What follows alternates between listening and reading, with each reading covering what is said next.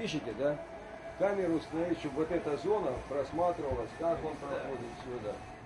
Вопрос безопасности номер один. Наученные горьким опытом специалисты российской премьер-лиги подмечают каждую мелочь. Вход называют самым конфликтным местом, но замечаний на нефтянике практически нет. Здесь будет тщательный досмотр. Металлодетекторы могут работать в любую погоду. Плюс специальные аппараты для обнаружения запаха пороха. Все это под видеокамерами. Их должно быть едва ли не больше, чем на поле. Есть, нет, отдельные камеры здесь. Всего, да, нормально.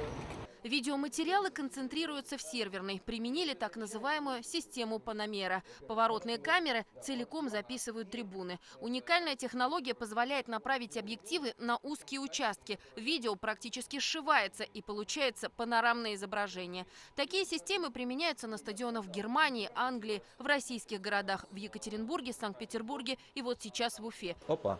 Вот видите, он запустил ракетницу. Вот это правонарушение, оно было не больше, чем секунда. Ни одна камера, в принципе, вот нынешняя, да, помимо нашей технологии, не может это засечь, потому что вы уже увидите факт раскрыва ракеты в воздухе. Вот. Наша же система, она позволяет покадрово промотать и увидеть, значит, грубо говоря, кто эту ракетницу запустил. Еще и лицо четко видно, да? Да, конечно. Запустить ракетницу в нефтянике нужно еще постараться. Для болельщиков Уфы и гостевых команд отдельные огороженные секторы. Для приезжих фанатов даже особый вход, чтобы избежать конфликтов. По фанатам мы будем в лучшей стране, я думаю, что. Нефтяник изменился до неузнаваемости. Не реконструировали, а скорее перестроили. Почти все. Трибуны, крышу, административное здание. Помимо основного поля, стадион оснащен еще 3 искусственными. Освоили более миллиарда рублей. Покрытие последнего поколения. На сегодняшний день его считают лучшим в футбольном мире. На таком поле футболист, совершая подкат, не травмируется, а крошка в покрытии состоит из пробкового дерева. Она хорошо впитывает влагу и, в отличие от резиновой, не пахнет на жаре.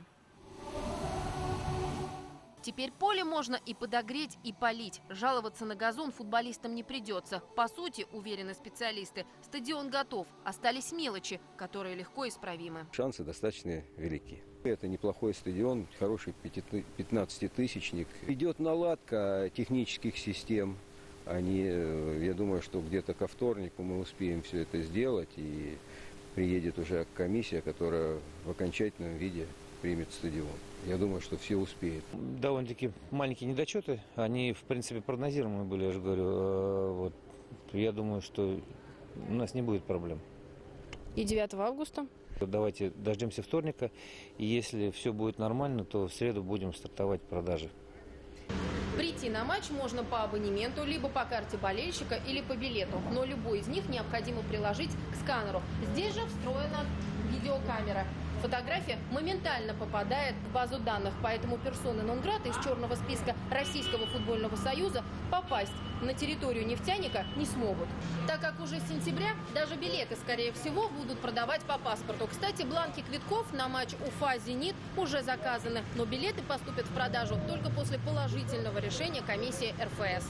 Роза Кулибулина, Владислав Минязев и Артур Кабиров. Новости недели.